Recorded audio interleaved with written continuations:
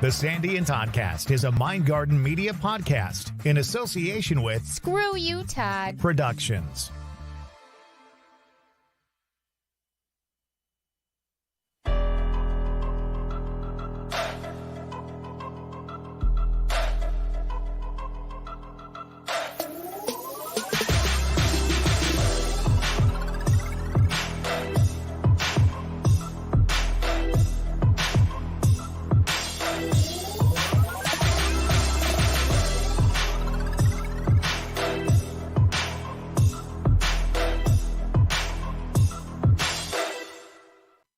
It is a Twisted Tuesday. Twisted Tuesday. Hi, Todd. Sandy and Toddcast is here. If you're looking for a Tarot Tuesday, you're she's out of luck, is That's what you right. are. Well, kind of. Well, tonight you are. Yeah. Tomorrow is Woo Woo Wednesday. We're going to do some great tarot, intuitive kind of stuff tomorrow night. So that's going to be exciting. Yes. But tonight, yes. Hi, Vicky. And our good friend, Sudie Crouch, will be joining us tomorrow night for Woo Woo Wednesday. So she is a sweetheart. She's a sweetheart. She's a member of our group, Stay Weirdos, the friends of the Sandy and Toddcast. And she posted something really cute in there today. And she's a sweetheart. So I really am looking forward to tomorrow night. But I'm also looking forward to tonight. Tonight's going to be interesting on a Twisted Tuesday because we had an opportunity a few weeks ago to speak with a gentleman who is from Texas. Mm-hmm. He and his family were dealing with what they believe is an evil entity in their home. Yeah. And we're going to actually he's allowing us to listen to the phone conversation that I had with him, basically asking questions and giving him some advice on this. Right. Also, we'll be looking at some evidence that he sent along to me to look at and kind of get our take on it. So we're going to actually open up the paranormal books tonight. Yeah. And put some thought and process into that. Anytime someone says that they think that they have something, an evil energy in their home or around them, it always makes me a little nervous because that is pretty serious. So it'll be really interesting to see what Ricardo has to say, look at the pictures, and maybe discuss what we all think is going on. And we encourage anybody who's watching tonight to comment. If you want to join us right in the LIVECAST, you're more than welcome to join us right in the LIVECAST, or just put your thoughts right in the comments. We really would like to know what everybody thinks about this. It's sort of an interactive kind of night. Yeah, absolutely. And as we're doing that, of course, we're getting ready for all the other stuff. We got Woo Woo Wednesday. And then on Sunday, the audio cast comes out as well. Yes.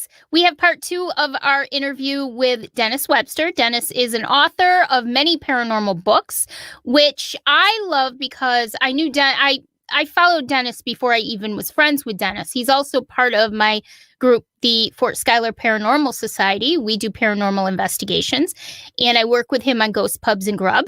He is the co-executive producer of that show.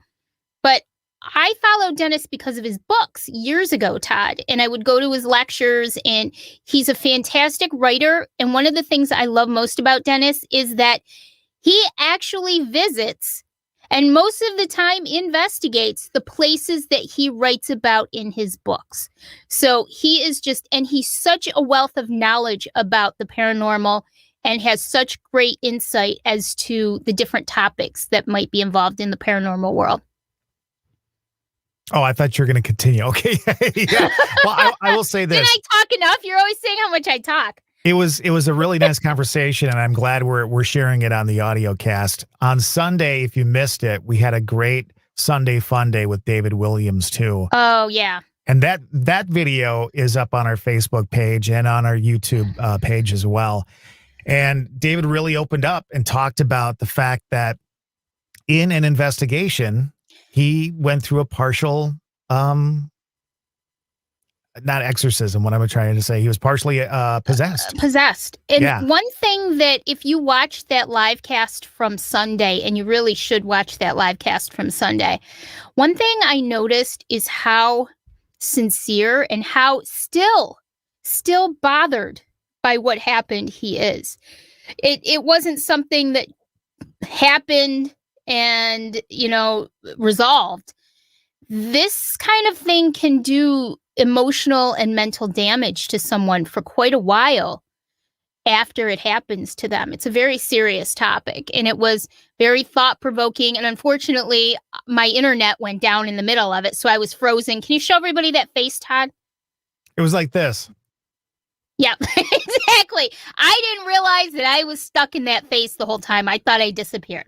But yeah, it was a fantastic episode, and we're actually going to put that into our audio cast in a couple of weeks. That will be season 2, episode 3, our conversation with David as well. I think one of the other things that I thought was very interesting with him too is because he talked about how he was in the process of doing some work mentally with his mental health and stuff like that. And he talked about peeling back the outer layers of your life and kind of opening yourself up. And when you do that, you do kind of open yourself up to other things. And that's why I always say it's kind of a joke with us, but my walls are up so high and so sturdy that it would take, fire and brimstone to get me down. Yeah. And the thing is, that was such a good point you just made, because people who are considered to be, I guess, for lack of a better word, weak because of an addiction, because of mental health issues, because of anything, tend to be, I guess, an easier target for some of these things because of the fact that they are vulnerable. They are more weak.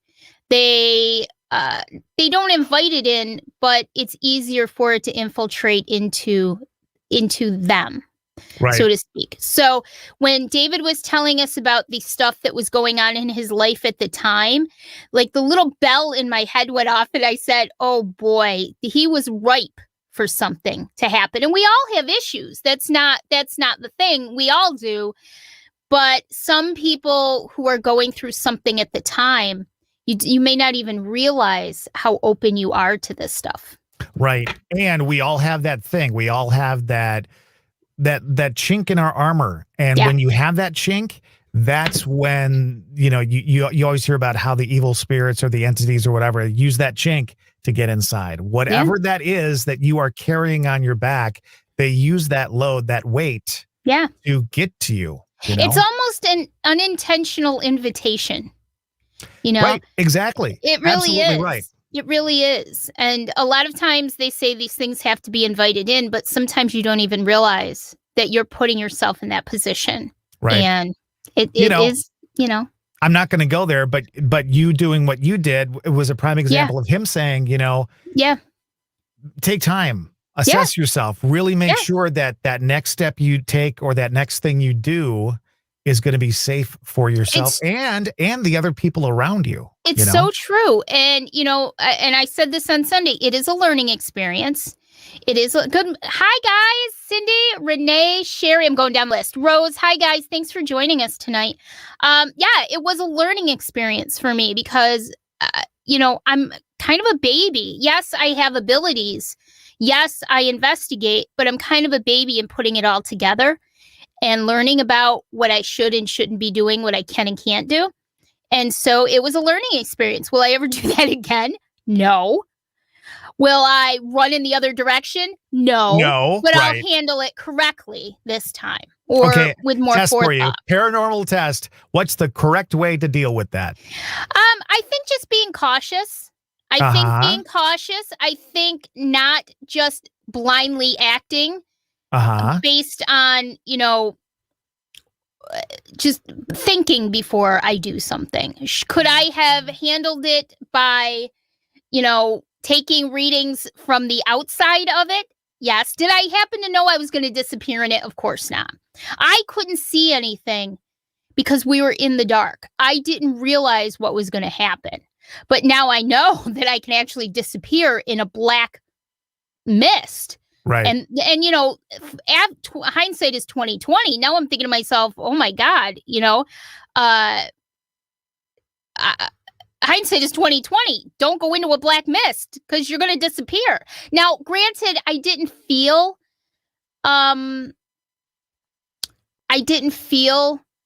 threatened in any way. I didn't feel like there was anything negative there. It felt very heavy to me. But again, I feel energies.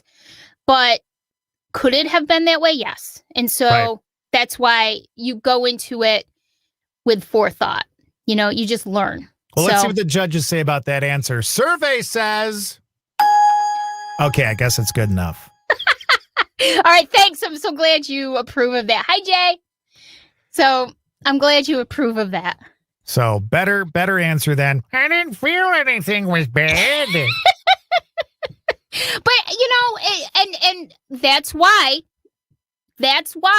what we are doing here and what we do several times a week and what we do on our audio cast is a good tool for people to use. Because if you look at us, we talked about it at the beginning of way in the beginning, months ago, and I didn't have the same outlook on it that I do now. Right. You know what I mean? It's learning. Because you realize that I'm right about everything. And that's, once you do that in life. The buzzer on that one, I'm going to go with no on that one. Thanks. Sherry, You're not right Sherry, you said you weren't sure what we were talking about. Check out Sunday's Sunday Fun Day video because David Williams talks about a partial possession while he was investigating. Scary. Tonight we have some great audio. Again, I want to preface this and just kind of fill you in. This kind of came through a weird way, but a guy and his family feeling like they may have an evil entity in their home because of some things that have been going on. And so I do what you do when you do an investigation and you're trying to help people. You have that conversation. You start asking questions so you can start to get some of the answers. Right. And so I had the conversation with him and he allowed me to record it. We changed his name for safety reasons for he and his family. We took out any family names that may have been in there. But right now we've got about 10 minutes of audio we'd love for you to listen to. And then we're going to have some pictures to look at. And I want to discuss it as a group, not just me and you, but anybody out there that has feelings about this whole situation. We can get to that. Okay? Yeah, I think it would be a great idea to do sort of a group. Everybody give us your thoughts because we would really appreciate that. Sometimes it's not as easy as you think it is. And Todd, you and I don't even know everything. So it's good to have everybody's consensus on what's going on. Well, you don't know everything. You don't know everything either. I know everything. No. All right. At any rate, here's that conversation with Ricardo. And again, we'll come back and discuss it in just a bit. But listen in. It's a great story.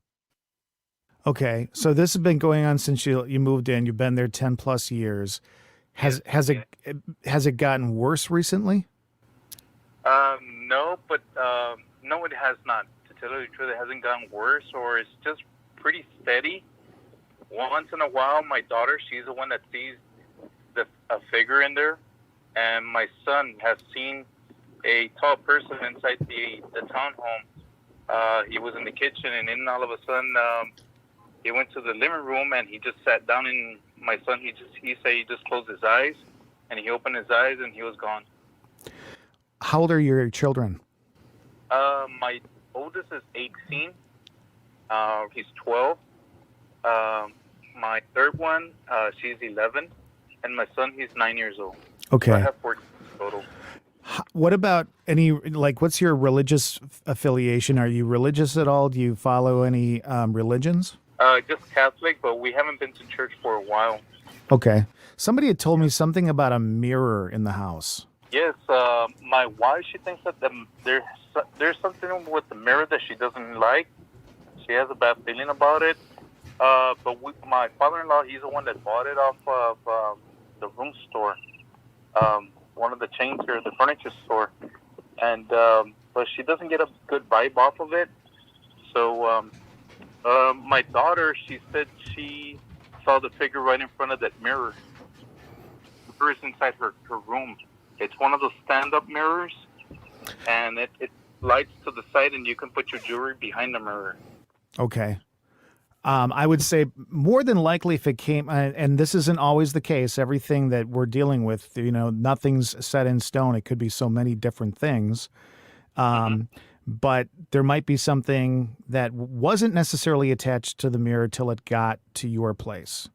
If you've had stuff going on for a while, it may have somehow become attached to that mirror. My suggestion to you, and my sister's actually going to be getting you in touch with somebody who can come to your home and actually do some cleansing. He's from the Austin area. You really should do a cleansing of your home. Okay. I would cover that mirror or move it someplace that is kind of out of the way for right now. Okay, should I move it into another room, or just Like if you have room, or like I suppose down south you don't necessarily have basements, but if you have a room or a closet that doesn't have a lot going on right now, you may want to put it in there and cover it up. I wouldn't suggest getting rid of it at this point, but the problem with mirrors is they can be portals where things can come and go from them.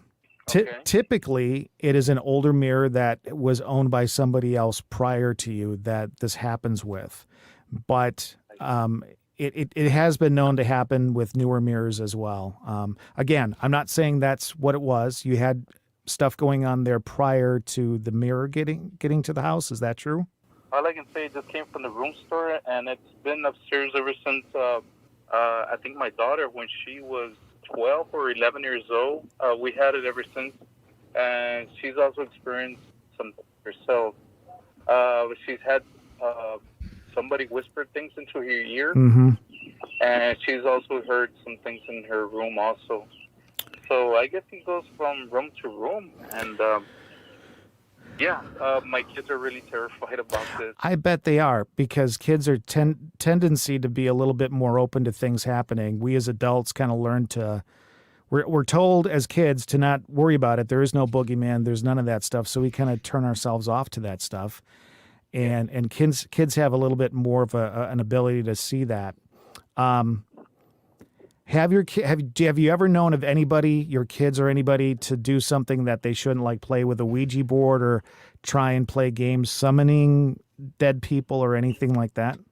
No, sir. No, I did not. But I don't know if this is something, but with my first girlfriend, I did open the trunk once, and my girlfriend and her sister, they went to a funeral, and the sister left me the car. And for some reason, I went to the trunk, and wow, there was a Ouija board inside the trunk. And I don't know if it's something, but this has been back in the 90s, probably like 95, 96, around there, that year. So, but we're in 2021, and I don't know if it has anything to do with this. It's so hard to really know unless you get a team in there to investigate. Again, I would get that mirror covered, at least for the time being. You can just take like some black cloth or something, whatever you might have, an old tablecloth that's not see-through, cover it up for now. If you have any connection to the Catholic Church at all, you may want to have a priest come out and bless your home. Okay. Okay. Again, just to be on the safe side. I don't think at this point it's anything evil. If it were evil, there's some telltale signs. First of all, it wouldn't just be scratches. There would be some real harm being done to you. People thrown around, bruising, maybe even like cuts and stuff like that. You would smell rotting flesh in your home all the time. I mean, if it's truly something evil, you would know. But it can be something that has a bad will or a bad attitude, and it's trying to scare you guys away.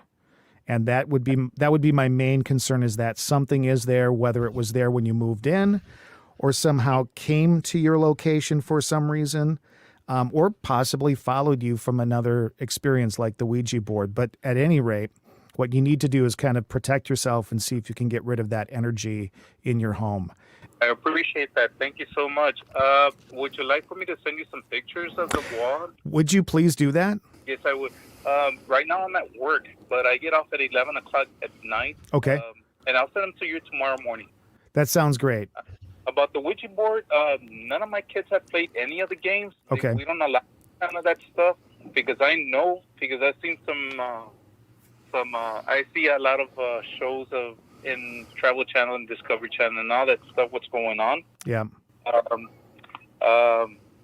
I just don't let them play with any of that stuff or even see any of these shows. I I guess that's about it. And nobody's been harmed. Nobody's been thrown or anything like that. That's good. But we just keep hearing. My daughter, she's the one that sees it, and she even made a drawing of it. And it's kind of creeped out drawing. And I can also send that out to you, sir. I would love to. And the other thing to keep in mind is it doesn't sound malicious to me. If nobody's been really hurt, what could be going on here is this energy or this spirit may just be trying to let you know it's there. It may be reaching out to communicate with you. And what I've learned in my years of doing investigation is it's just like every human can't speak the same languages. You know, I'm only fluent in English. And so if somebody else spoke to me in German or Spanish or anything else, I might be able to pick out a word or two, but that's it. Spirits are very similar. Energies are very similar. They learn or have learned to communicate in their own way. And so they may not be able to manifest right in front of you and say, I'm here, or talk to you, or do the things that we expect them to, but maybe they can scratch, maybe they can move things, maybe they can whisper. So before we get too excited about anything, do the few things that we say here, listen to what Ricardo tells you, and then also have that conversation with your kids and just be very open with them. Sometimes it's not them who have done it, but maybe they've gone over to a friend's house where somebody did this. And, you know, so just let them know that, you know, nobody's in trouble or anything, but maybe just double ask that question with them and see what their answer is at that point. I see. Okay, I will. Just some sightings from my daughter and the whispers. And I heard some kids outside my window playing at 3 o'clock in the morning, freezing cold outside. I open my window and there's nobody there, which is... See, that's interesting. And you know, it could be the energy of a child or something like that you're dealing with. What kind of phone do you have? This is an iPhone. They are great at recording for trying to pick up voices and what's known as EVPs. Electronic voice phenomena. If you have the guts to ever do that, iPhones are great for that. You can record on the recorder there, ask a few questions, just simply, is anybody here? What's your name? What are you here for? How can we help you? And you can try listening back to it and see if you get response. The only thing I will say about that is it's great, but if you get a response that says, help me, you know, how are you going to respond to that? Thank you so much for your information, Todd, and I appreciate that you giving me a call and for taking care of this matter. Thank you for answering some of the questions. You bet. And sometimes there's more questions than we'll ever have answers to, but stay in touch. Let me know if I can help out in any other way, okay? Thank you so much. I will. You bet. Have a great night. All right. That's Ricardo.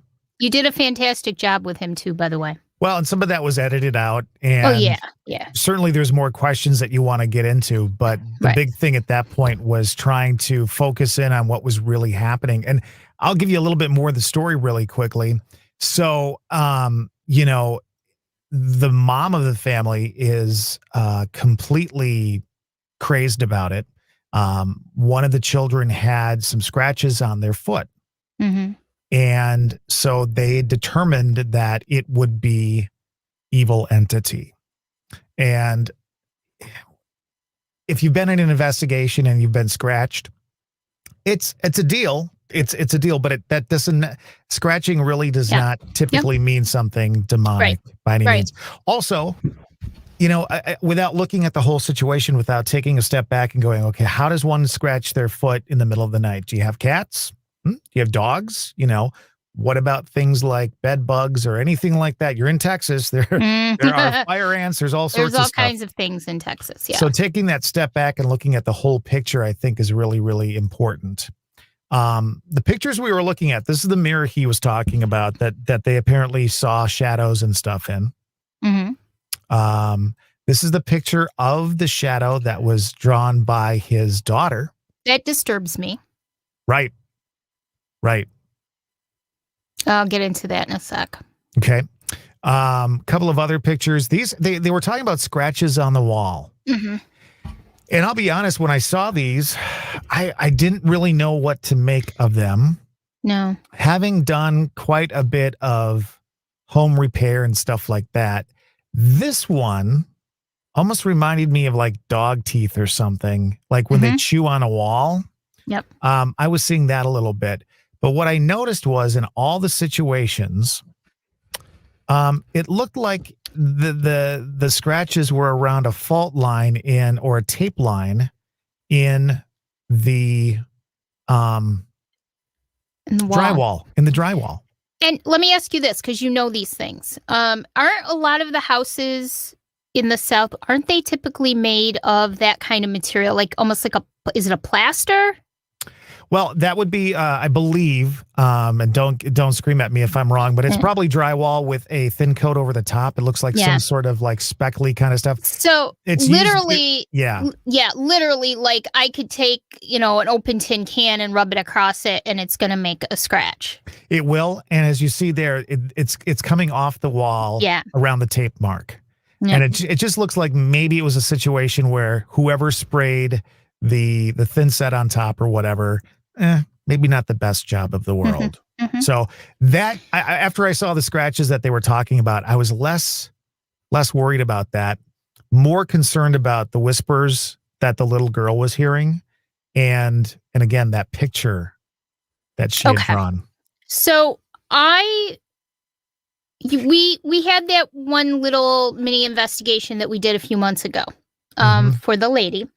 And again, if anybody has any thoughts right now, throw them out here. We'd love to hear what you think. Or just let us know. We'll bring you on with us if you want to talk. We'd love to have you guys on here. So if anybody wants to come on, please feel free to come on. Just let us know. We'll send you an invite right in your messenger. Oh, there it is. And so we did that little mini investigation, and I was able to pick up on some energies. And one thing to understand about being open and having that kind of ability, sometimes you can pick up on things that doesn't have to be in the same room as you. You and I pick up on each other's energies all the time. We're, 3 states away from each other. Yeah. It's very easy to happen. I did it with this woman as well. So after you started to tell me a little bit about it, I sat down and I thought about it. And then watching it now, I feel like there is definitely something going on there. I feel a masculine energy is in that home.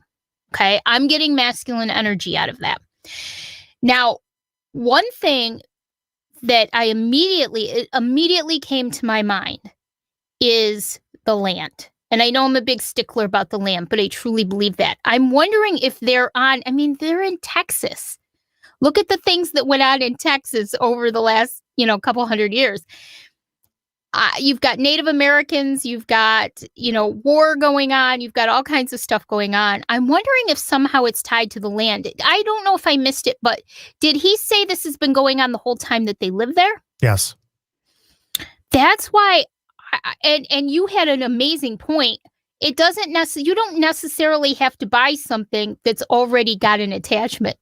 Something can attach itself. I hate mirrors. I just don't like mirrors. And that's one of the reasons why. But I think it's a perfect storm. Do I think it's evil? No. I don't get a bad feeling. I think there is a male there. That's what I pick up on. There is a male. But for some reason, I want to say that it has to do with the land.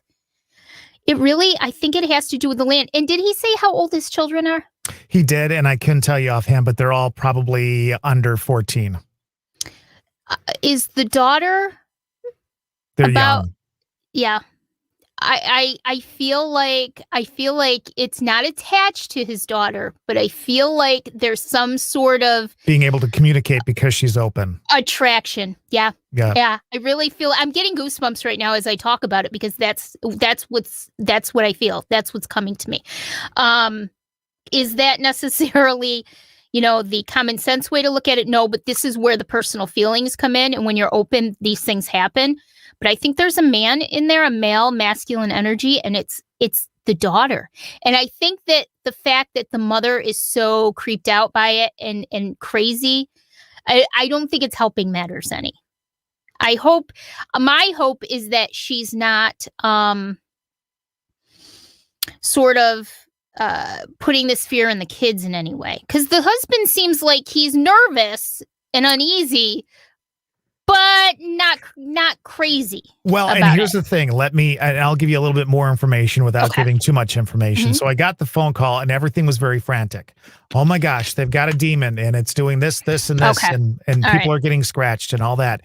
And then, so of course, what I do is I immediately contact the guy, and you heard how calmly he spoke about it. Yeah. Nobody's getting hurt. Nobody's, nothing's going on. This has just been going on a long time. I think that the energy level has ramped up in the household.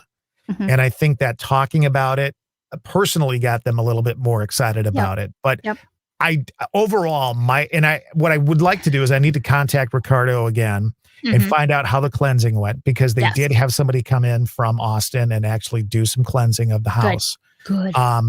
Which is needed. And I know that Sherry mentioned that too. My big thing about cleansing in your home is if you don't know what you're doing, you can mess it up. Yes. Especially if you've got entities. If you're just clearing energy, you're probably okay. But if you've got like entities or energies or spirits in your home and you mess it up a little bit, you could be locking that stuff in just like a Ziploc bag, baby. There is a big difference. Like a Tupperware container. You're right, though. There is a huge difference between cleansing a space of negativity, of negative energy. I do my studio once a week. Stress builds up. And I will tell you, once I cleanse it, it feels 100% better. But that's a big difference from people who actually have activity going on. I don't have that. I don't have that going on with me, so I can cleanse, but it's not something you should mess around with. Right. And I'm not so sure that there hasn't been some Ouija board activity going on. I'm not so sure. Right. And I don't even know if it's the kids. One of the things that came to mind when I was listening to the conversation, again, I am not as talented as many of my friends are, but every once in a while I get these little glimpses and I'm not usually wrong. But I wanted to ask him how his relationship with his ex ended. Was it amicable? Was it, or was it not so good? Right. And I think at some point, I did ask him if she was ever into witchcraft or anything like that, because, maybe she stuck a little something on there to follow him around a little bit. Who knows? Yeah, that was one of my impressions. I just don't know that there's necessarily, that there hasn't been somewhere along the chain something, especially since it's not something new. It's been going on for a long time. It doesn't matter whether something was already in the house. It doesn't matter whether something is tied to the land. It doesn't matter, because if you invite it, if you egg it on, if you ask it to come in, even if you don't realize you're doing it, it's going to come. Right. It's going to come. A lot of times that's all they want is just that invitation.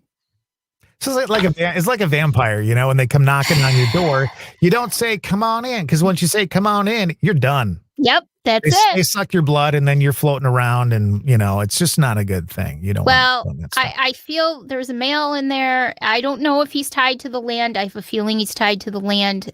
But then again, I think the mirror makes me nervous.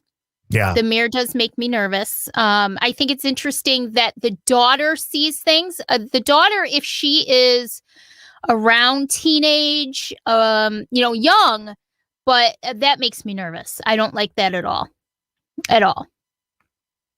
And I think that that's what this male energy is probably presenting. Right. And I think she's probably right on. Yeah. She's probably right on. But I wonder how much of the fact, hi, Lisa. I wonder how much of the fact that she's preteen. Could be playing into it. Could be playing into it too. I think they probably have like a little bit of everything going on.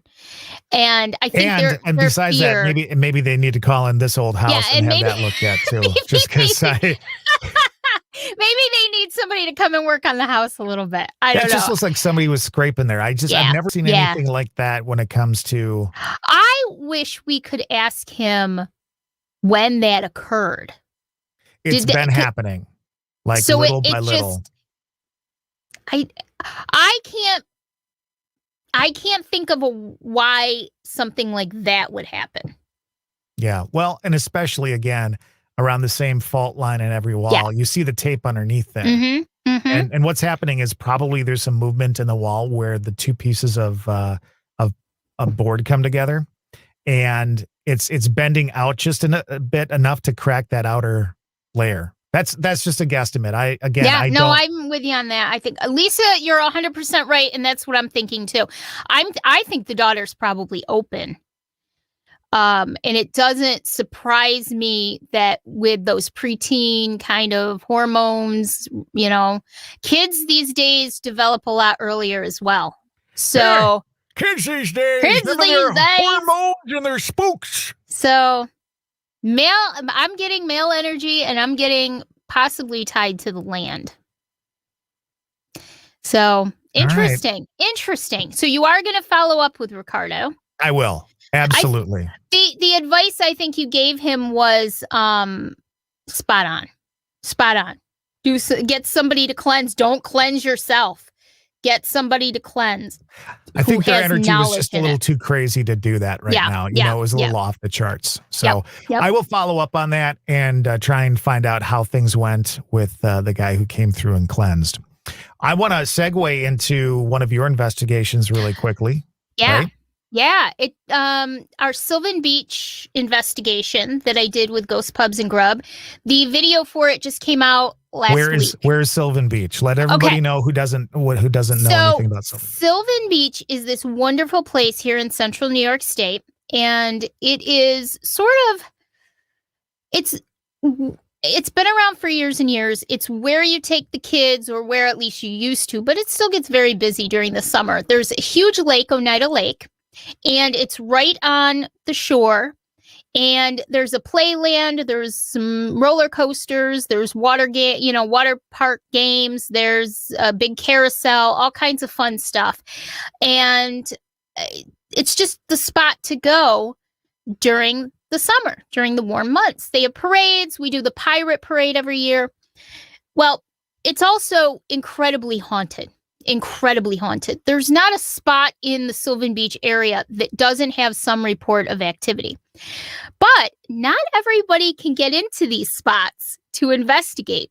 And we were very, very lucky to be able to get into one of the reportedly most haunted places in Sylvan Beach. We went in last October, and we went to the Oneida Lake House. Now, the Oneida Lake House is owned by the Carbones and Donnie Carbone. Hey, it's the Carbone family. They're well known in the area. I think Donnie now owns half of Sylvan Beach. I'm sure they are well known. He has a great barbecue place, and he also owns a restaurant across the street from that. Boneyard Barbecue. I'll give him a big plug. Boneyard Barbecue, really good food. The restaurant is the cover, just like in the old days. It was always a funeral home that was the cover, and they had like booze coming out the back. Yeah, I know, right? But he and his wife Toby, great people, and they were wonderful to us. As part of the taping, we got to go to Boneyard Barbecue and have this amazing, they just kept bringing food out. It was amazing. And then they also have a restaurant called Cinderella's across the street, which we did end up, believe it or not, taking a little detour before we started filming over there, because they have a lot of activity across the street as well. So it's their whole campus that has activity. And so we go to the Oneida Lake House, and it used to be a sanitarium back in the turn of the century, or the 1900s, the 19th century. It was a sanitarium, and it was owned by a Dr. Martin Kavanaugh, and he pretty much ran Sylvan Beach. They used to call him the boss man. He opened it. It was sort of a hospital. It was for people who had long-term illnesses. Back then, tuberculosis was a huge problem. All kinds of things. It was sort of like a rest home. It wasn't an asylum. It was a sanitarium. And so they had a nursing school on the property. There were nurses. The back of it, it's absolutely gorgeous. The Carbones have turned it into 5, what's the word I want? Condos. 5 condos in this building. And it's absolutely gorgeous. And it goes literally right out onto the beach. So I can just imagine people with chronic illnesses who are staying there and being treated, being able to lay out in the sun on the beach, relax, watch the water. Just an amazing place. So we go to this investigation, and Dr. Kavanaugh's wife, Sarah, lived there, worked there as well. She was there. Come to find out, their 17-year-old son had died. Oh.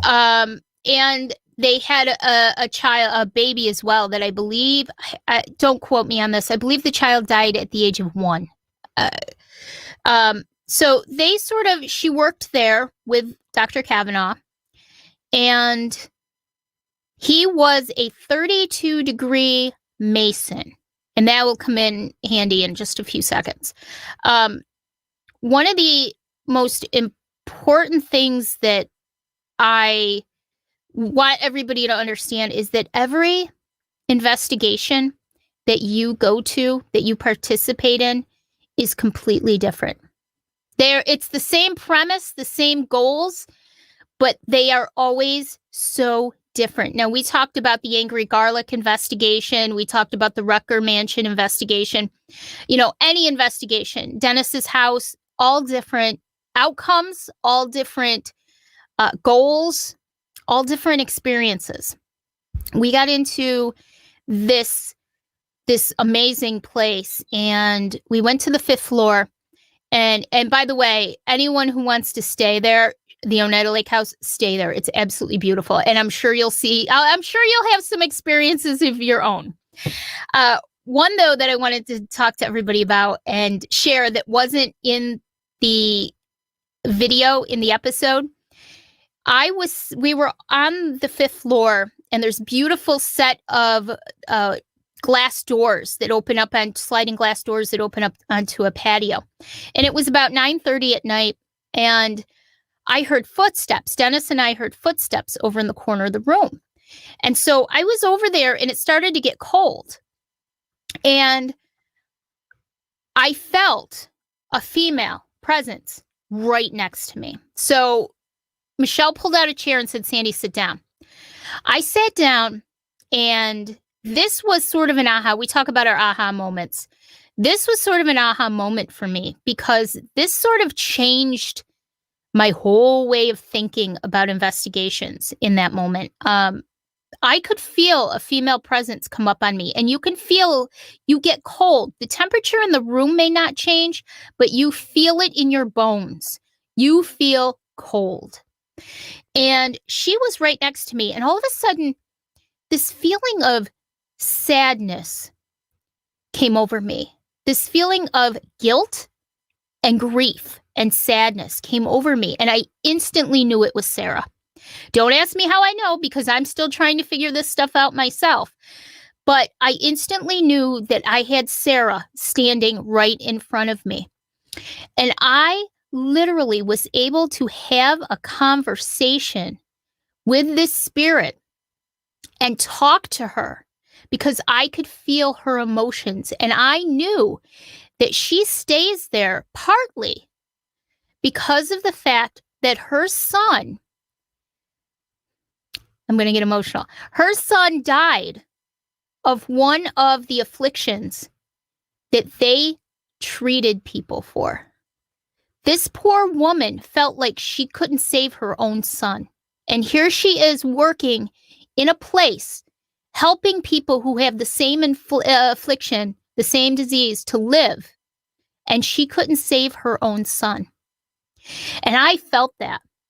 Was that when you talk about a conversation, were you saying anything out loud, or it was all right there? I did. I actually did. I did say it out loud, obviously my side only, but I did say it out loud. I'm glad you weren't answering for her.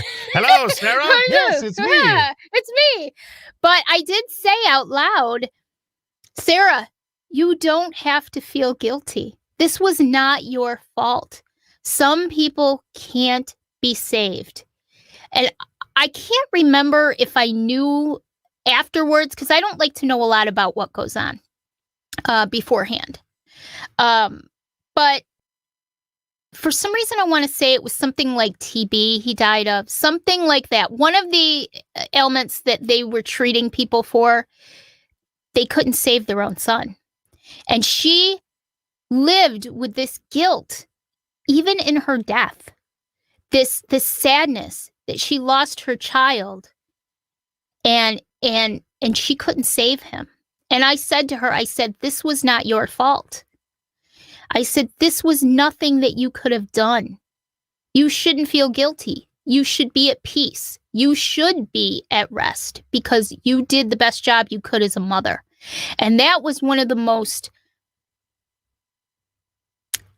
gut-wrenching moments I've probably ever experienced. And it was another aha moment for me because I literally felt this woman's feelings and I literally knew instinctively what was wrong.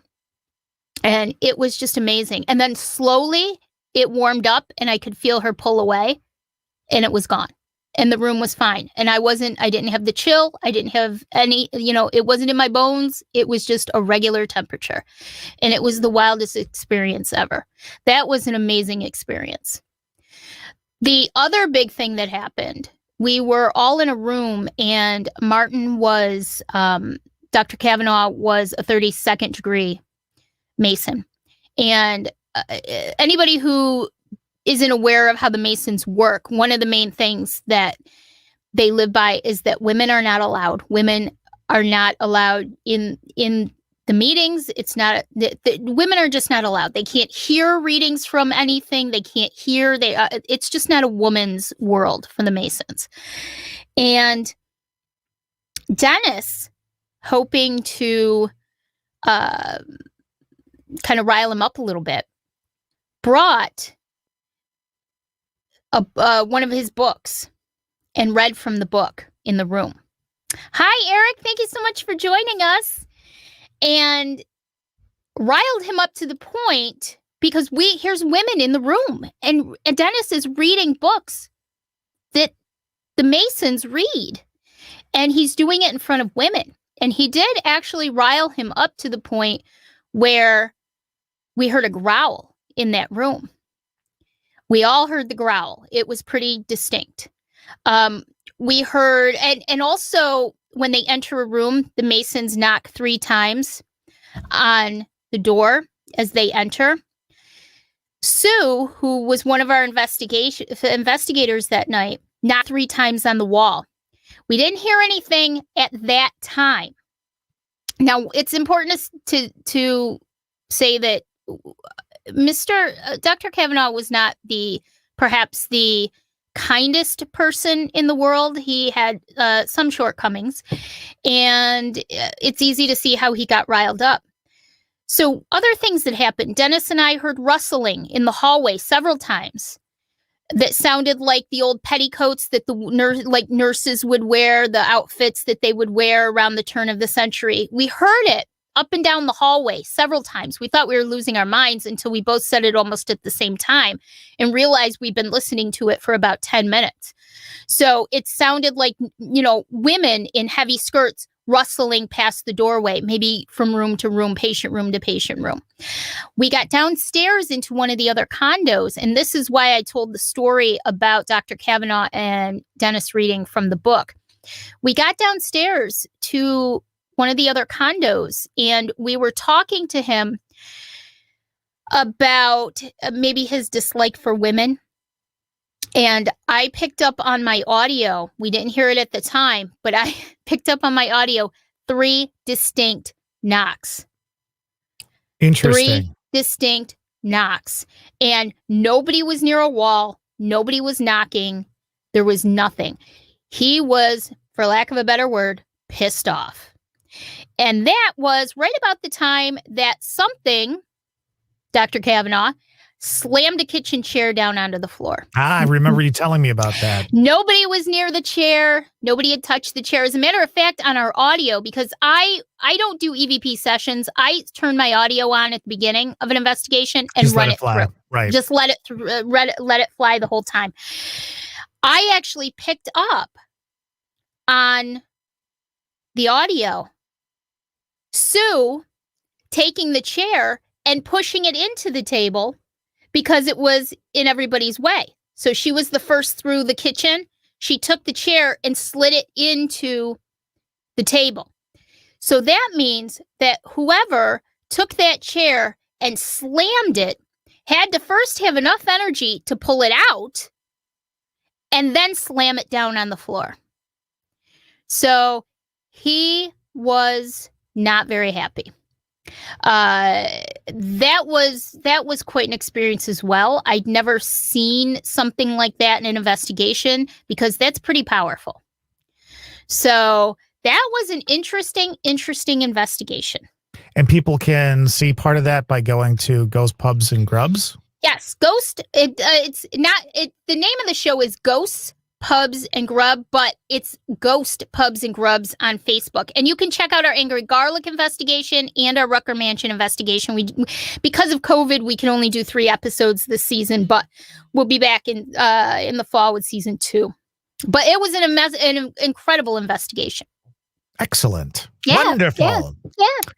Well, I think we'll wrap up our Twisted Tuesday. Look forward to a Woo Woo Wednesday tomorrow night with the one and only Sudi Crouch. I'm so excited. I'm so looking forward to this. Thank you, guys. I love seeing regulars. I love seeing everybody pop in. I love seeing new people who become regulars. And the irregulars, too. That's good. And all of our irregulars. I'm looking down the list of irregulars in the room right now, and it's great. Maybe we should call them irregulars. I think that's kind of cute. Sherlock kind of called his people the irregulars. I don't know if we can get away with that. Yeah. One thing about Sudi, she's all excited because she's got a headset with a microphone. So she can't wait to try out her new headset tomorrow night. That's amazing. I'm so excited. Doing her readings with a little Southern accent. There we go. I'm so excited. And thank you guys so much. And don't forget, your support means the world to us, and monetary support really means the world to us because it allows us to keep doing this.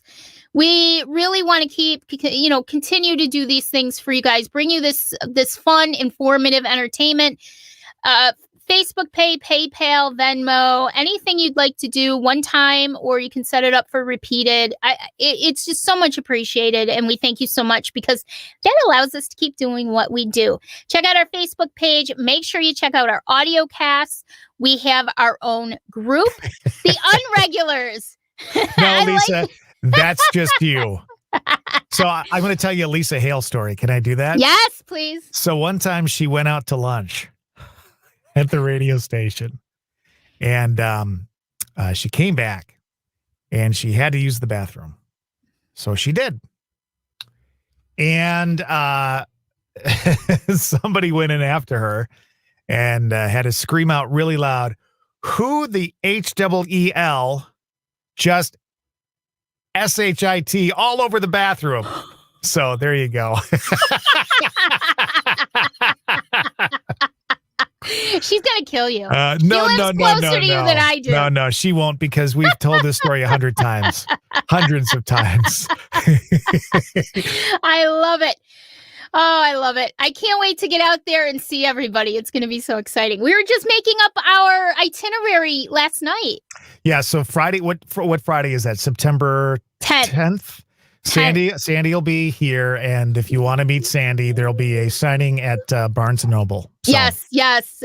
From 1 to 4. After that, we'll be out having a good time with dinner and drinking. Drinks. Hopefully go have some drinks Friday night. Saturday, we're going to go do some investigating and stuff like that, and Sunday morning too. And then Sunday afternoon, poor Dave has to go to the outlet malls with her. So no, you know what? I don't even know if I'm going to make him go this time. I don't know if I'm going to. Oh my God, you're getting soft in your old age. It depends. I have to see how much time I have. So yeah. So it'll be fun. So thanks, guys. Make sure you join our group, the Stay Weirdos, the Friends of the Sandy and Toddcast, because when we get to 100 members, we're giving away some stickers. Stickers? Yeah, right. We have stickers. See you tomorrow night, 7 o'clock Central, 8 o'clock Eastern, Woo Woo Wednesday. Bye.